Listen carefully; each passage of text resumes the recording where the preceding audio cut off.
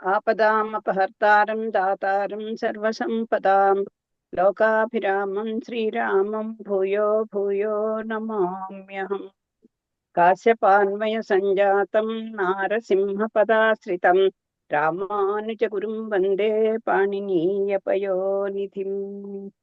మాతాపితా యువతయస్తనయో నిత్యమచ్యుత పదా పోని పర్వాలేదు. మాతాపితా యువతయస్తనయా విభూతిః సర్వం యదేవ నియమేన మదన్మయానాం ఆద్యస్య నః కులపతేర్వకులాభిరామం శ్రీమత్తదంగ్రికుళం ప్రణమామి మూర్ధ్నా.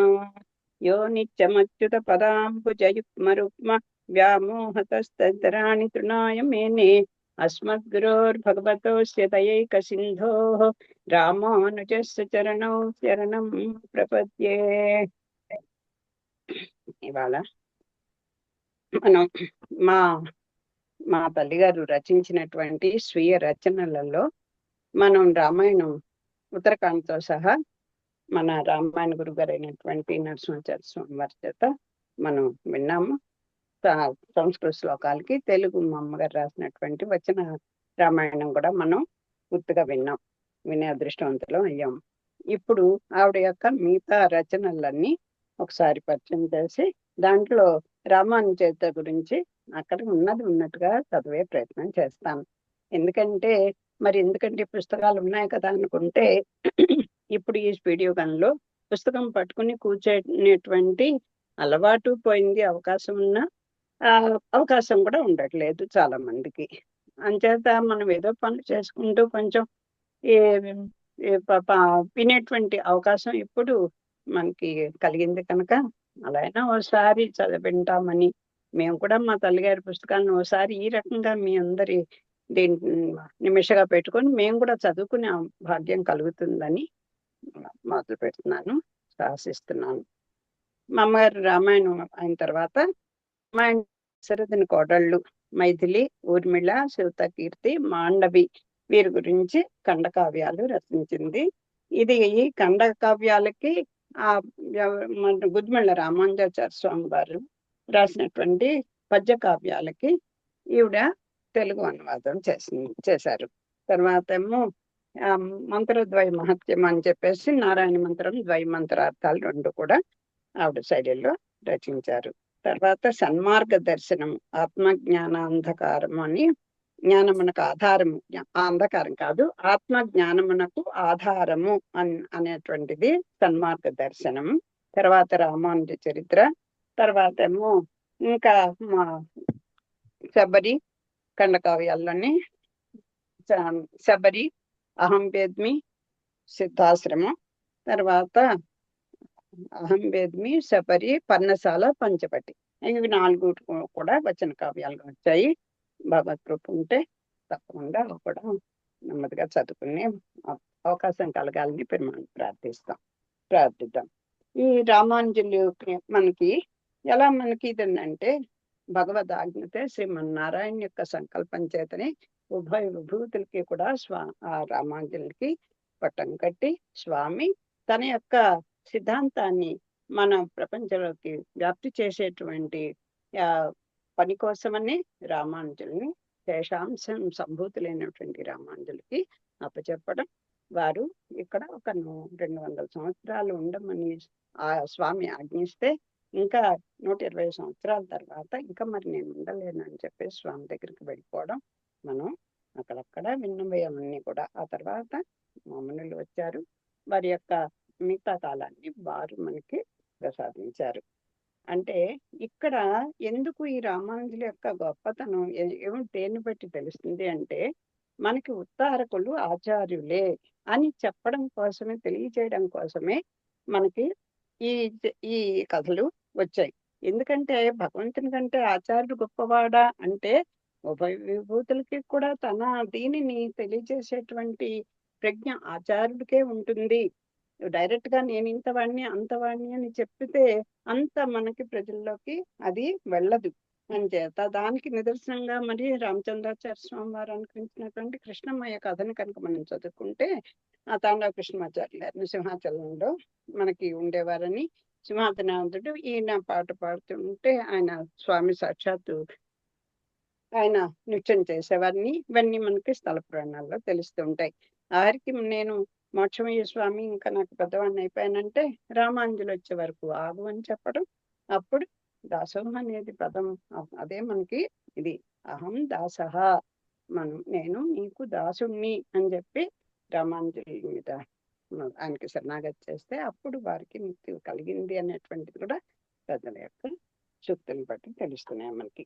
ఈ రామాంజలి ఎన్నో వారి యొక్క చరిత్రల గురించి మనకి తెలుస్తుంటాయి. మన వాళ్ళ మామూలు రాసినటువంటి యతిరాజ వింశతి, అలాగే దేవుండే దాత్రి పంచకము మొదలైన రచించినటువంటిది, భజయతిరాజం వేదాంత రంగనాథాచార్య స్వామి వారు ప్రసాదించినది, అలాగే రామానుజ మౌక్తికాలు, తర్వాత భజయతిరాజం, ఇలాంటివన్నీ కూడా ఈ రామానుజ చరిత్ర గురించి రామానుజుల గురించి తెలుస్తుంటాయి. ఎంతో మంది ఆడియోల ద్వారా కేవి జానకమ్మ గారు, అలాగే కొంతమంది స్వాములు ఆచార్యులు ఎంతో మంది అనుగ్రహించారు. వీటి గురించి వింటున్నదే. కాకపోతే మనకి తల్లి ప్రథమ గురువు కనుక ఆవిడ అనుగ్రహించినటువంటి ఆవిడ రచించినటువంటి స్వీయ రచన ఒక్కసారి మనం చదువుకునే ప్రయత్నం మనం చేస్తున్నాం. రామానుజ చరిత్ర పరమహంస పరివ్రాజకాచార్య శ్రీ శ్రీ శ్రీ శ్రీ రంగ రామానుజాచార్య స్వామి వారి మంగళాశాసనంతో ఇది పరిష్కర్త శ్రీ మొలుగు రంగాచార్య స్వామి వారు, మా మేనమామ గారు.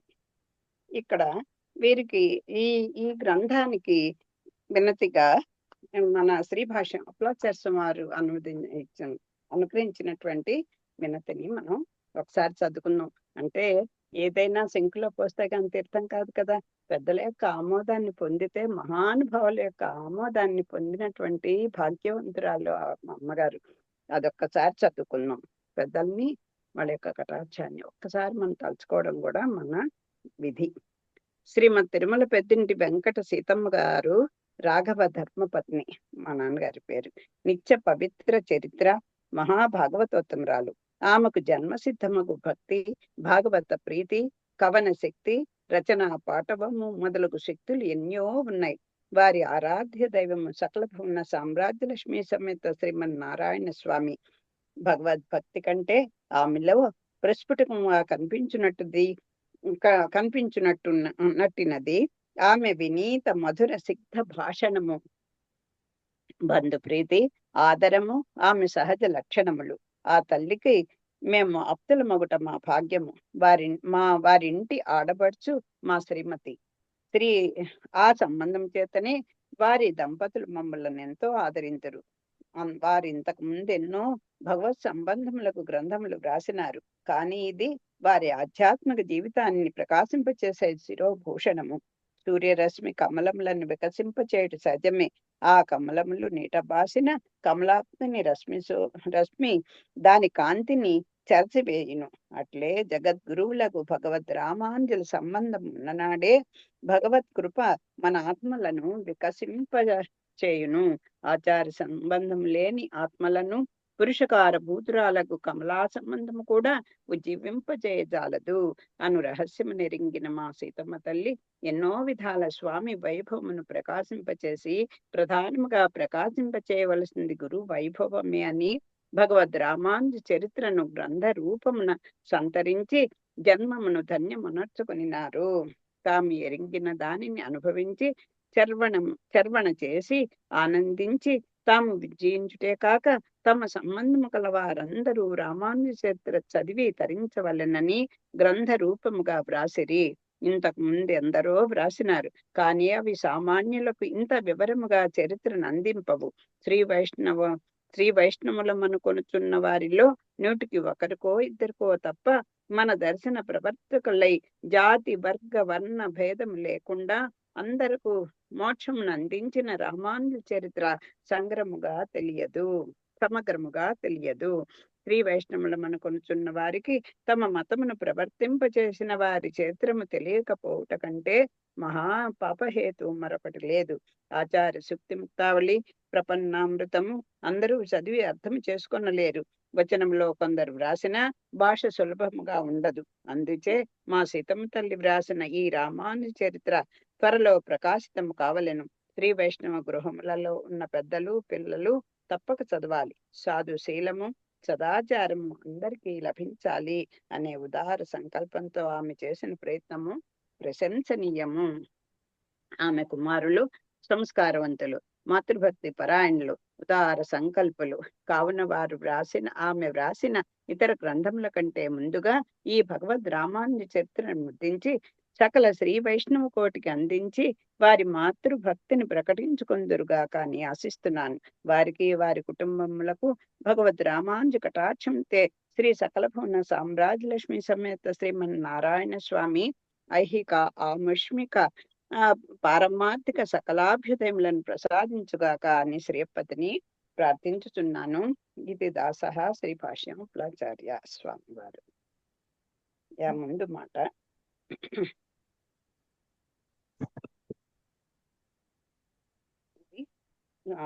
కవయిత్రి యొక్క భాగవత పదదాసి శ్రీమతి తిరుమల పెద్దింటి వెంకట సీతమ్మ గారు ఆవిడ మాటల్లో విందాం. పుట్టి పెరిగినది విశిష్టాద్వైత సంప్రదాయమున, అందుచే సహజంగానే త్రిమతాచార్యుల్లో మధ్యములు, విశిష్టాద్వైత సిద్ధాంత స్థాపకులు, ఉభయ వేదాంత ప్రవర్తకులకు శ్రీ రామానుజాచార్యుల వారి చరిత్ర తెలుసుకొనవలన కుతూహములతో అచ్చటచ్చట ఆయా సమయములలో లభ్యమైన కొన్ని విశేషములు చదువుచూ వచ్చితిని. విద్యావంతురాలను కాకపోవడం చేతను, సంసార బాధ్యతల చేతను వానినొకచో వ్రాసి ఉంచుకుని అలవాటు కలగలేదు.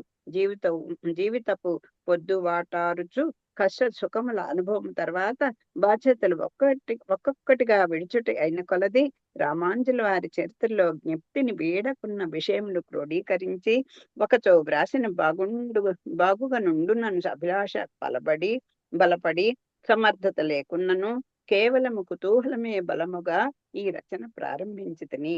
జీవిత చరిత్ర అనుటతోడనే అవతార ప్రారంభం నుండి పరిసమాప్తి వరకు వ్రాయవలసిందే కదా, వాని కార్యకారణ సంబంధం వివరించవలసిందే కదా. అందుచే యామ్నాచార్య ప్రస్తావనతో రచన ప్రారంభించి పరాశర భట్టర్ల ప్రస్తావనతో ముగిట అయినది. కురతాళ్వాన్ చరిత్ర ఆహారమున సూత్రము వంటిదయి అంతర్గతమై వీడరానిది. ఆధ్యాత్మిక వేదాంత విషయములు గహనమై నా వంటి అల్పజ్ఞురాలు తలపనైనా జాలనివి. పైగా అట్టివి జీవిత చరిత్రలో ప్రస్తావించుట కథా గమనమునకు భంగకరము, సామాన్య పాఠకునికి క్లిష్టము అగును. కావున వారిని ప్రస్తావించి వదులుటే గాని లోతులకు పోవ వీలు కాలేదు. విశదము కొరకు సంభాషణాత్మక రచన చేయవలసి వచ్చింది. ఇక విసంధులు అకథములైనవన్నీ కోకొల్లలు. కొన్ని తెలిసి పాఠక లోకమునకు సులభ గ్రాహ్యతకై చేసినవి కాగా అనేకము తెలియక చేసినవి ఉండుననుటకు సందేహం లేదు. సహృదయ పాఠకులు మన్నింతురుగాక. సంప్రదాయమున కొన్ని పదములు వాని అర్థమునగాక గూఢార్థంతో ప్రచారం నుండును. మరికొన్ని ఒక్కొక్క మతముననే విరివిగా ప్రచారంలో ఉండును. అట్టి వాణిని వీలైనంత వరకు వదిలివేయ ప్రయత్నించితిని. కానిచో పుటలో క్రింద వివరణనిచ్చితిని. పడిగట్టుగా వైష్ణవ గృహములలో వాడెడు పదములు ఇతరులకు అవగాహనలో ఇబ్బంది కలిగించకుండునట్లుగా వదిలివేయబడినవి. ద్రావిడ భాషా గ్రంథముల పేర్లు ఆళ్వార్లు మొదలగు విశిష్టాద్వైత ప్రసిద్ధ వ్యక్తులకు గల ప్రాచీన ద్రావిడ నామములు తెలుగు పలుకుబడికి దగ్గరగా ఉండినట్లు వ్రాసితిని. అంతేకాక ఒక్కొక్కరికి ఒకటి కంటే అధికముగా నామములున్న చోట్ల అవి వచ్చిన మొదటి మారు ఆ పుటలో క్రింద వివరించడమైనది. ఇతర సంప్రదాయములను నమ్మకములను కించపరచకుండునట్లు జాగ్రత్త వహించడమైనది. అట్టి ప్రస్తావనలు తప్పనిసరిగు తావులా వీలైనంత సున్నితంగా యత్నించడమైనది. విశిష్టాద్వైత సిద్ధాంతమే ఉత్తర భారతమున వల్లభ, చైతన్యము, ఠాకూర్, గౌడ, కృష్ణ మొదలగు పేరులతో ప్రచారంలో ఉండుటకు ద్రావిడామ్నాయమునకు దక్షిణ దేశమున గల ప్రాముఖ్యమే కారణం అనిపించును. పఠనముకు గ్రంథములన్నీ చెయ్యును, కథారూపమున వివరించియు, సూచనలు చేసియు, లోపములను ఎత్తి చూపియు, దోష సవరణలు చేసియు, అచ్చు వేయించుటకు వీలుగా సాపు వ్రాసి ఇచ్చియు, ప్రూఫుల దిద్దియు ఇట్లందరూ సహాయపడగా గ్రంథం ఈ రూపున వెలుగు చూచినది. వీరందరికీ పేరు పేరున కృతజ్ఞతలు వందనములు ఆశీస్సులు తెలుపుట పరిపాటి. ఇక ఆర్థిక సహాయం అందించిన వారి మాట సరే సరి, కానీ వీరందరూ తమ తమ సహాయ సంపత్తులు భగవదర్పితముగానే చేసి తమ ప్రస్తావన అయిన వలదని అజ్ఞాతంగా నుండగోరి. వీరందరినీ ఎట్లు నేను సంభావింపగలను? ధర్మగ్లాని కలిగినప్పుడెల్లా తాను అవతరించునని భగవాను చెప్పను. కావున స్వయముగా గాని తన అంశలచే గాని తిరిగి తిరిగి లోకోద్ధరణ చేయుచునేయుండును. దీంతో మన పరంపర అవిచ్ఛిన్నంగా కొనసాగుచున్నది. అట్లా అసాధ్యనితములై ఉన్న మహాత్ములందరికీ నమో వాకములు. ఈ గ్రంథమును ముముక్షువులెల్లరూ శ్రద్ధాభక్తులతో చదివి తరించవలనని కోరికతో వ్రాసి తిని, దీనికి కారణభూతురాలైన జగన్మాతను ప్రార్థించి సకల భువన సామ్రాజ్య లక్ష్మీనారాయణ స్వామివారి పాదపద్మముల సన్నిధిలో సమర్పించుచు భాగవత పదదాసి శ్రీమతి తిరుమల పెద్దింటి వెంకట సీతమ్మ గారు. అంటే ఇప్పుడు ఈ ఈ స్వామివారి అప్లాచార్య స్వామి మాటల్లో చూస్తే అది ఆ తల్లి మీద వారికి ఉన్నటువంటి పరమం అవ్యాజమైనటువంటి వాత్సల్యం కల్పిస్తుంది. ఎంత తక్కువ జ్ఞానం కలిగిన వారిని కూడా ఎంతో ప్రోత్సహించి అమ్మ నువ్వు చేయగలవు అనే దానికి, అంటే పెరుమాళ యొక్క కృప కనుక మన మీద ఉంటే, ఆవిడ నేను స్కూల్కి వెళ్ళలేదు, నేనేం చదువుకోలేదు, నాకేం రాదు అన్న మా చిన్నతనం నుంచి నేను చూసింది ఏమిటంటే, ఆవిడ ఎక్కడ ఏది ప్రతి పుస్తకం చదువుకునేది, చదివిన దాంట్లో ఏదో ఒక మంచి విషయం కనపడినా, ఏదో ఒక అప్పుడు కాగితాలు కూడా అంత సమృద్ధిగా ఉండేవి కాదు, పుస్తకాలు కూడా కొనుక్కునేటువంటి సామర్థ్యం కూడా లేదు. కానీ ఎక్కడ ఏ కాగితం కనిపిస్తే దాని మీద రాసుకుంటూ చూసుకుంటూ అలా ఎన్నో గ్రంథాలు, ఒకటి ఇది అది అని కాదు, ఆ పుస్తక పఠనము, ఆవిడ ఆసక్తి, ఆ జగన్మాత యొక్క కృప అన్నీ కూడా ఇలాంటి రచన చేసేటువంటి భాగ్యాన్ని పొందింది ఆవిడ. అంటే ఒక నియమబద్ధమైనటువంటి జీవన విధానము, చక్కని సంస్కారము, పెద్దల్ని గౌరవించడము, అలాగే చిన్నప్పటి నుంచి కూడా భగవద్ ఆరాధన, ఇవన్నీ కూడా ఆవిడకి వెనతో పెట్టిన విద్య. ఆవిడ 100 ఏళ్ల పండగ చేసుకున్నాడు కూడా, అమ్మ మీ ఆచార్యులు ఎవరు, నువ్వు మరి స్కూల్కి వెళ్ళలేంటో ఇవన్నీ ఎలా నేర్చుకున్నావు అంటే, మా మెన్నమ్మ గారే నా గురువు గారు, మా వీరే అని అలా చెప్తుండేది. అందుకే ఆచార్య శ్రీహస్తేన అనేదే మనం చేయవలసిన విధి. అలాగే ఇది కూడా ఆచార్యులైనటువంటి ఆ భగవద్ రామాంజల్యముని ఇది చదివింపు చేసుకోవాలి. ఈ మన దీంట్లో మొదటి భగవద్ రామాయణ చరిత్ర ఒక సమీక్ష అని కథలో మనం బయలుదేరుతున్నాం. అలాగే రామానుజులు రాసినటువంటి వాటిలో కూడా, రామానుజ గ్రంథమాలలో కూడా ఈ గద్యత్రయం 3 గద్యత్రయాలు, అవి 3 గ్రంథాలు, అలాగే నవరత్నమాలకి అన్నమాట 9 గ్రంథాలు కూడా చాలా ఎప్పటికీ కూడా ప్రచారంగా పెద్దలు దానికి అనేక రకాలైనటువంటి వ్యాఖ్యానాలతో చక్కగా అందిస్తున్నారు మనకి. అలాగే గద్యత్రయం, అలాగే శ్రీ భాష్యం, అది గీతా భాష్యం, అట్లాగే గీతార్థ సంగ్రహము, వేదాంత దీపము, వేదాంత సంగ్రహము, అట్లా మొదలైనటువంటి 9 గ్రంథాలు వారి ద్వారా వచ్చినవి. ఆదౌ జగదాధారః శేషః తదను సుమిత్రానందనవేషః తదుపరి ధృతహలముసల విశేషః తదనంతర భవద్గురురేషః. ఈయన జగదాధారుడైనటువంటి ఆ స్వామికి శేషభూతుడు అంటే ఈ జీవస్వరూపాన్ని మనకు తెలియచేయడం కోసమే ఈ పద్యాన్ని ఎత్తుకున్నట్టుగా తెలుస్తుంది. ఈ జీవస్వరూపం ఏంటి? భగవంతునికి మనము పెద్దలకి శేషభూతులము, జీవస్వరూపము అదే. ఆ కనుక మనం తెలుసుకుంటే అంటే ఎవరైనా సుమిత్రానందన వేష, సుమిత్రానందన లేనటువంటి లక్ష్మణుడుగా ఆదిశేషుడే ఇప్పుడు వచ్చాడు. తర్వాత ఆయనే బలరాముడుగా, ఆ తర్వాత రామానుజులుగా, అలా ఆయన వరుస క్రమం మనకి తెలుసు. ఇక ఇది భగవద్ రామానుజుల అవతార క్రమం. శేషుడే ముందర లక్ష్మణుడుగా వచ్చాడు, తర్వాత బలరాముడుగా వచ్చాడు, తర్వాత రామానుజుడుగా అవతరించాడు. భగవంతునికే చెంది పారతంత్ర్యమే స్వరూపంగా కలిగి ఉన్నాడు కనుక శేషనామధేయుడు అది దానికి అర్థం అని చెప్తున్నారు. ఆ స్వరూప స్వభావాలతో అవతరించిన మహాపురుషుడు రామానుజుడు. ఇది రామానుజ చరిత్ర. ఆ రామానుజుడైన లక్ష్మణ్ని గూర్చి ఆ సీతమ్మ తల్లికి తెలిసినంతగా ఇతరులకు తెలియనట్లే ఈ రామానుజుల గూర్చి మా సీతమ్మ తల్లికి తెలిసినంత ఇతరులకు తెలియదేమో అనిపిస్తుంది. అంతే. ఇది కూడా ఒక ముందు మాటగానే మా కుల పెద్దలు ఈ రామానుజాచార్యులు గారిని శ్రీభాష్యం తిరుమల రామానుజాచార్య దాస అని ఈయన ఒక ముందు మాట రాశారు అమ్మ గురించి. వారు మా మా ఈ మా అమ్మగారి వైపు ఉన్న చాలా మంచి పేరు పొందినటువంటి వారు. వారి మాటల్లో ఇది చదువుతున్నాను. ఈ సీతమ్మ తల్లి తెలిసినంత ఇతరులకు తెలియదేమో అనిపిస్తుంది. చరిత్ర వేరు, వేదాంతం వేరు. కానీ మహాపురుషుల చరిత్ర సత్యాన్వేషక మొగట వలన వారి చేతుల్లో వేదాంత అంతర్వాహినిగా ప్రవహిస్తుంది. ఒక వ్యక్తి పవిత్రతను శరీరమునకు సంబంధించిన జాతిని బట్టి గాక ఆత్మగుణములను అనుసరించి నిర్ణయించాలనే రామానుజుల భావన.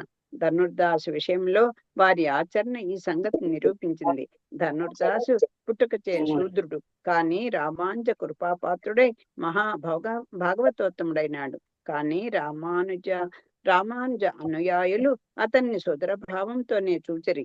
ఆత్మ గుణాధిక్యాన్ని శిష్యులకు తెలుపుటకై రామానుజులు స్నానమునకు పోవునప్పుడు బ్రాహ్మణ శిష్యుని చేతి సహాయంతో వెళ్ళినా తిరిగి వచ్చేటప్పుడు ధనుర్దాసుని హస్తావలంబనతో చేరేవారు.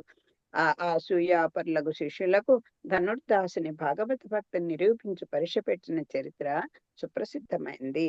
వేదాధ్యయన సంపన్నులు, జ్ఞానులైన వారే మోక్షమునకు అర్హులని ఒక అభిప్రాయము ఆనాడు ప్రచారంలో ఉండేది. కానీ మోక్షమునందుటకు పరమాత్మ కటాక్షము తప్ప వేరే ఉపాయము లేదని రామానుజ సిద్ధాంతం. ఏ మతమునకు చెందిన వారైనా, జ్ఞానహీనులైనా చివరకు పశుపక్ష్యాదులకు కూడా దైవానుగ్రహం ఉంటే మోక్షం లభిస్తుంది. జటాయువు పక్షి అయినప్పటికీ రాముడు ఉత్తమ లోకాలకు పంపినాడు. శబరి ఆటవిక స్త్రీ, జ్ఞానహీన అయినా గురు పరిచర్య ద్వారా శ్రీరామ కటాక్ష పాత్రులై మోక్షమునందింది. ఈ ఉదాహరణలే రామానుజులకు ప్రేరకములు. ఏ మతం వారైనా సాహిత్యమునకు అర్హులే. వారికి ఉండవలసింది కేవలము భగవత్ కామన. ఢిల్లీ పాదుషా వారి తనయ విగ్రహ రూపి సంపత్ కుమారుల ఎందలి వ్యామోహంతో స్వామి భక్తురాలై స్వామిని విడవలేక రామానుజులతో వచ్చుచు మార్గమధ్యములోనే సాహిత్యమునందిన వృత్తాంతము ఈ సత్యాన్ని నిరూపించింది. ఇట్లు రామానుజ చరిత్ర సర్వమానవ సమానత్వమును ప్రచారము చేసి వేదాంత విషయములకు ఆచరణ రూపత్వమును కల్పించి లోకానికి మహోపకారం చేసింది. ఇటు చరిత్రను ఎందరో వ్రాసినారు. కానీ మా సీతమ్మ తల్లి వ్రాత విశిష్టమైనది. పండితులకు మాత్రమే తెలియ వేదాంత రహస్యములతో కూడిన రామానుజ చరిత్రను నిరక్షరాస్యులు, జ్ఞానహీనులునైన సామాన్యులకు కూడా సుబోధకముగా ఉండే సులభమైన భాషలో అందించిన కీర్తి ఈమెకు దక్కినది. ఈ రచన ద్వారా ఆంధ్రులకి ఈమె చేసిన మహోపకారము ప్రశంసనీయము. భాగవత విధేయుడు శ్రీభాష్యం తిరుమల రామానుజాచార్య దాస. మీరు శ్రీభాష్యం అప్పలాచార్య స్వామి వారి తోటల్లుడు గారు అనుకుంటున్నాను. ముత్తివి సీతారాం గారు. ఇది అసలు ఇవి ఎందుకు ఈ ముత్తివి వెళితే ఎందుకు అంటున్నారంటే, ఇవి ముముక్షు జన మహాపీఠము పెదముత్తివి కృష్ణా జిల్లా నుండి ప్రథమ ముద్రణము వారు అక్కడ వేయించారు. వారు దీని గురించి రాసినటువంటి మాటను కూడా చదువుకుందాం. ముత్తివి సీతారాం, ముముక్షు జన మహాపీఠము, శ్రీకృష్ణాశ్రమం, పెదముత్తివి. ఆశంసనము. శ్రీమతే రామానుజాయ నమః. ఓం నమ శ్రీ సీతారామ లక్ష్మణ యతీంద్రాయ. యో నిత్యమచ్యుత పదాంబుజయుగ్మ వ్యామోహతస్తత్రాణి తృణాయ మేనే. అస్మద్గురోర్భగవతోస్య దయైక సింధో రామానుజస్య చరణౌ శరణం ప్రపద్యే. పరమ భాగవతోత్తమురాలకు శ్రీమతి తిరుమల పెద్దింటి వెంకట సీతమ్మ తల్లి పుణ్యమాని భగవద్ రామానుజుల చరితామృత వాహినిలో మరో మారు మునకలు వేసే భాగ్యం కలిగింది.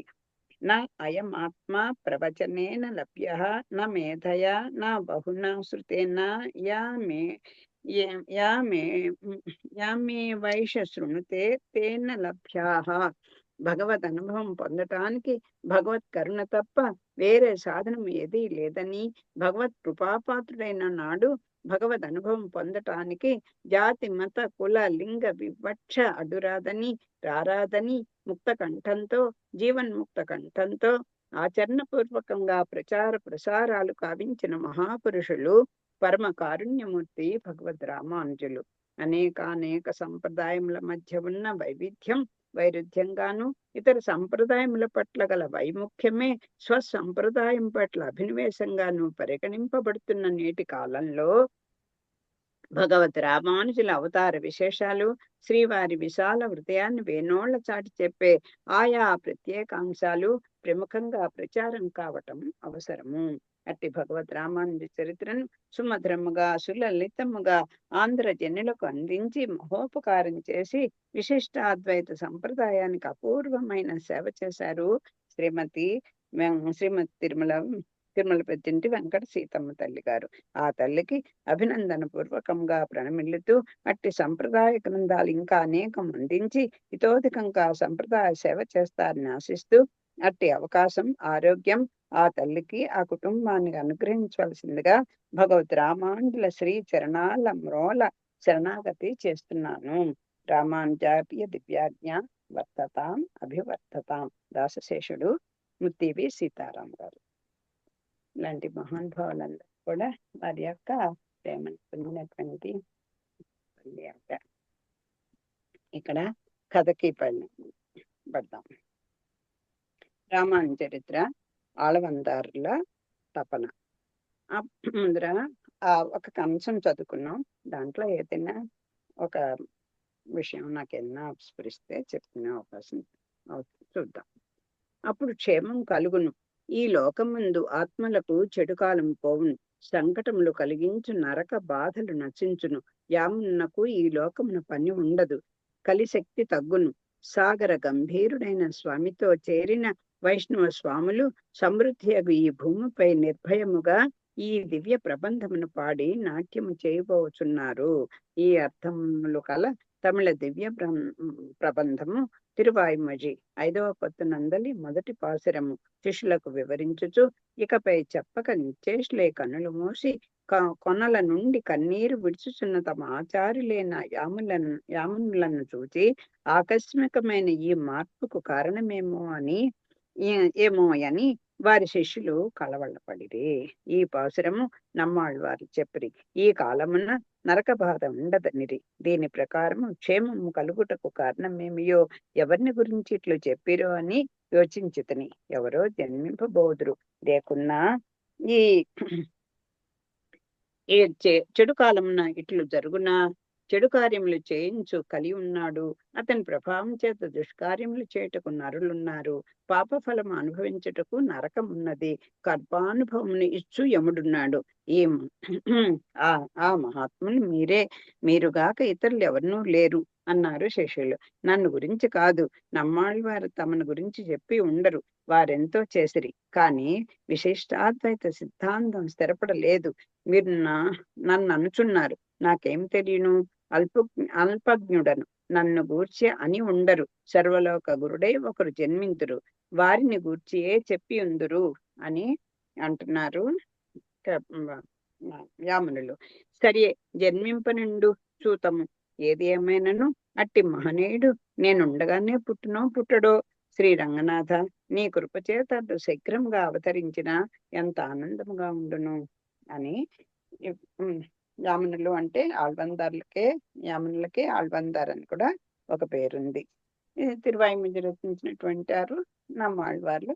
ఆయన అవయవి, మిగతా ఆళ్వార్లు అవయముల వంటి వారు. వారికి వీరు అనుకుంటున్నారు, యామునులు బాధపడుతున్నారు, అయ్యో ఎవరు వస్తారో, ఈ చెడు కాలం ఇలా ఉంది, ఈ మరి కలి ప్రభావం చాలా ఉంటుంది కదా, నరుల యొక్క స్వభావం కూడా దుష్కార్యం చేయడం మీద ఉంటారు అని చెప్పి అలా బాధపడుతున్న సమయంలో శ్రీ మహావిష్ణువు ఆజ్ఞ అలా జరుగుతోంది. శ్రీమన్నారాయణుడు వేదములందును శాస్త్రములందును పురాణములందును చెప్పబడుచు వైకుంఠమున నిత్య ముక్తులచే నిరంతరము సేవింపబడు స్వామి శ్రీదేవి సహితుడే శేషునిపై శయనించి ఉండగా ఆయనకు ఒక చింత కలిగెను.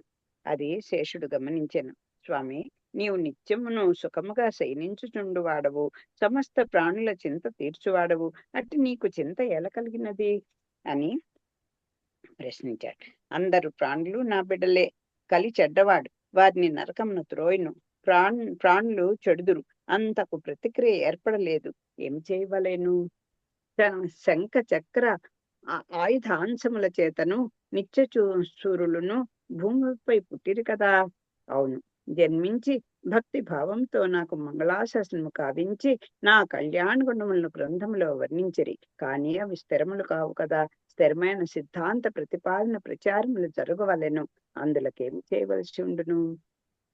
ఆదిశేష, అనంత, నీవే వెళ్లి భూమిపై అవతరింపుము, నా మతంను సుస్థిరముగా స్థాపించుము. నేనెల్లప్పుడూ నీపై శయనించుచుండుట చేత నన్ను బాగా తెలిసి ఉన్నావు.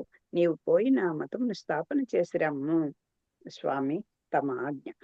శ్రీ వైష్ణవ మత స్థాపన కొడుకు ఒకడు శీఘ్రముగా అవతరించవలనని ఆళ్లవందార్లు శ్రీరంగనాథుని ప్రార్థించు సమయముననే భగవానుడు శేషుని భూమిపై అవతరించమని ఆజ్ఞాపించను. మహనీయుల ఆకాంక్షలు వ్యర్థము కావు కదా. ఏదైనా చూడండి, మంచి జరిగే ముందర మనకి ఒక శుభశకనాలు జరుగుతూ ఉంటాయి. అలాగే ఈ అమ్మనులకు కూడా అనుకున్న టైంలోనే ఆ నారాయణుడు కూడా ఆ తనకి పాన్పోయినటువంటి ఆదిశేషుడైనటువంటి స్వామి ఆయన్ని ఆజ్ఞాపించాడు. ఎందుకని? అందరూ ఆళ్వార్లు అయితే అంత మంది వచ్చారు కదా, వాళ్ళు కూడా స్వామి యొక్క గుణగణాలనే పాడారు. ఎన్నో ఆ స్వామి యొక్క ఆయుధ అంశం చేత ఎంతో మంది జన్మించారు.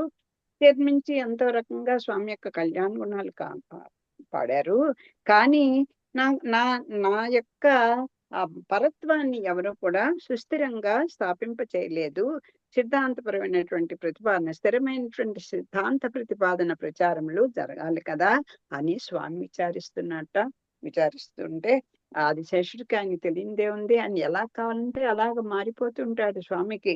అలాగా నీకే తెలుసు కదా నా బాధ ఏంటో, నువ్వే సమర్థుడివి, నువ్వు వెళ్ళి ఇలా చేయమని స్వామి ఆజ్ఞాపించారు రామానుజుల్ని, ఆదిశేషుని. రామానుజుల జననము. సరే, ఈ రామానుజుల యొక్క జన్మ వృత్తాంతాన్ని మొదలు పెడుతున్నారు. యామునాచార్యుల వద్ద ఉభయ వేదాంతములు పఠించి సశిష్యులైన శ్రీశైల పూర్ణులు తిరుమల యందు స్వామికి పుష్పతీర్థ కైంకర్యములు చేయించుచుండిరి. సాధు మార్గము లోకమునకు చూపుటకై వారచ్చట గురిని ఆజ్ఞ మన్నించుచూ ఉండిరి. శ్రీశైల పూర్ణులకు 2 చెల్లెండ్రు. వారిలో పెద్ద ఆమె కాంతిమతి, సాక్షాత్తు మహాలక్ష్మి అంశము. రెండవ ఆమె ద్యుమతి భూదేవి అంశమున జన్మించింది. ఆళ్లవందార్లు శ్రీరంగనాథుని సేవించుచు శ్రీ వైష్ణవ సిద్ధాంతకర్త జననము ఆకాంక్షించుచుండగా శ్రీ మహావిష్ణువు సిద్ధాంత ప్రతిపాదన ప్రచారములకు శేషుని భూమిపై జన్మించమని ఆజ్ఞాపించిన కాలమున శ్రీశైల పూర్ణులు శ్రీ వెంకటేశ్వరుని కైంకర్యము గురు పాద స్మరణ చేయుచు తిరుమల యందు ఉండిరి. అన్ని ఎలాగ సమకూర్తూ ఉంటాయో చూడండి. ఇక్కడ యామనదేవ్ విచారించటం, అదే సమయంలో నారాయణుడు శేషుని ఆజ్ఞాపించటం, దీనిగా వెళ్ళి తన పరత్వాన్ని స్థాపించమని చెప్పడం. అదే టైంలో శ్రీశైల పూర్ణులు అంటే తిరుమల నంబి, ఆయనకే తిరుమల నంబి అని కూడా పేరు. వీరికి 2 చెల్లెళ్ళు, అంటే మెన్మావ అన్నమాట. రామానుజులకి మెన్మావ గారు. ఈయన అప్పుడు తిరుమలలో పుష్ప కైంకర్యం చేస్తున్నారు. ఆయనకి 2 అక్క చెల్లెళ్ళు. పెద్ద ఆవిడ కాంతిమతి, ఆవిడ మహాలక్ష్మి అంశము, ద్యుమతి భూదేవి అంశము. ఈ ఆళ్వందార్లు శ్రీరంగనాథుని సేవిస్తూ విచారంగా ఉండడము, శ్రీ వైష్ణవ సిద్ధాంతకర్త ఎప్పుడు జన్మిస్తాడు అని చూడటము, అలాగే శ్రీ మహావిష్ణువు రామానుజుల్ని ఆజ్ఞాపించి భూలోకాన్ని పంపించేటువంటి సంకల్పము. పంపించాలంటే మరి ఆ రామచంద్రమూర్తి అవతరించినట్టుగా, అలాగే శ్రీకృష్ణ పరమాత్మ అవతరించినట్టుగా ఈయన కూడా ఒక తల్లిదండ్రులు చూపించాలి కదా. ఈ శ్రీశైల పౌర్ణులు కూడా శ్రీ వెంకటేశ్వరుని కైంకర్యం చేస్తూ ఆ టైంలో తిరుమలలో ఉండడం, ఇవన్నీ ఒకదానికోటి చక్కగా అన్ని కూడుతున్నాయి. ఆ సమయంలో భూతపురిలో ఉండు ఆసూరి కేశవ సోమయాజియు మధుర మంగళంలో నుండు కమలనైన భట్టరను వారు తమకై కన్యలను అడుగుచు తిరుమలకు పోయి శ్రీశైల పూర్ణులను అడిగిరి. కేశవ సోమయాజిను వీరును. ఆ లక్ష్మీదేవి అంశచే పుట్టిన తన పెద్ద చెల్లెలు కాంతిమతిని, అంటే ఆవిడే కదా పిరాటి, కేశవ సోమయాజికిని భూమ్యాంశ సంభవురాలైన చిన్న చెల్లెలు సుమతిని భూపిరాటిని కమలనైన భట్టర్కు ఇచ్చి శ్రీశైల పుణ్యులు వివాహం జరిపించినారు. అంటే ఆ ఆసూరి కేశవ సోమయాజి, ఈవిడేమో కాంతిమతి. ఈ భార్యాభర్తలకు, ఈ దంపతులకు స్వామి ఈ రామానుజులు అవతరిస్తారు. శ్రీశైల పూర్ణులు వివాహములు జరిపించిరి. వారు తమ ఊర్లకు పోయి గృహస్థ ధర్మములు నిర్వర్తించు సుఖముగా ఉండిరి. శాలివాహన శకము 940వ పింగళనామ సంవత్సరము చైత్రమాస శుక్లపక్ష పంచమి ఆర్ధ నక్షత్రమున గురువారం మధ్యాహ్నము కర్కాటక లగ్నమున కౌసల్యకు శ్రీరాముడు, దేవకికి శ్రీకృష్ణుడు జన్మించినట్లు శ్రీశైల పూర్ణుని చెలియలు కేశవ సోమయాజి భార్యయు శ్రీదేవి అంశమైన పెరియ పిరాటకి భగవద్ ఆజ్ఞానుసారము శేషుడై తనయుడై అవతరించెను. ఆ రకంగా రామానుజుల అవతరణ జరిగింది. రామానుజులు అవతరించిన పింగళిని స్మరించిన పాపహారం అగునట. అందుకే పెద్దల యొక్క మహానుభావుల యొక్క నక్షత్రము, వాళ్ళ యొక్క వాళ్ళు ఆ నక్షత్రము, ఆ మాసము, ఆ సంవత్సరం అన్ని కూడా ప్రతి ఇది కూడా మంగళకరమైనవి. పాపాలను పోగొట్టేస్తుంటే ఆ పెంగళని స్మరిస్తే శ్రీశైల పూర్ణులు ఈ సంగతి విని బిడ్డను చూడవచ్చి స్వస్తి ప్రజాభ్య పరిపాలయంతాం న్యాయేన మార్గేణ మహిమహీషాః గోబ్రాహ్మణేభ్యః సుమస్తు నిత్యం లోకాః సమస్తాః సుఖినో భవంతు.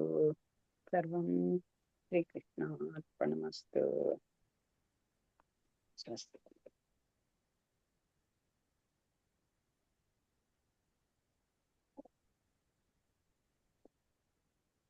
నుంచే ప్రదక్షిణించి ఆదరించాల్సి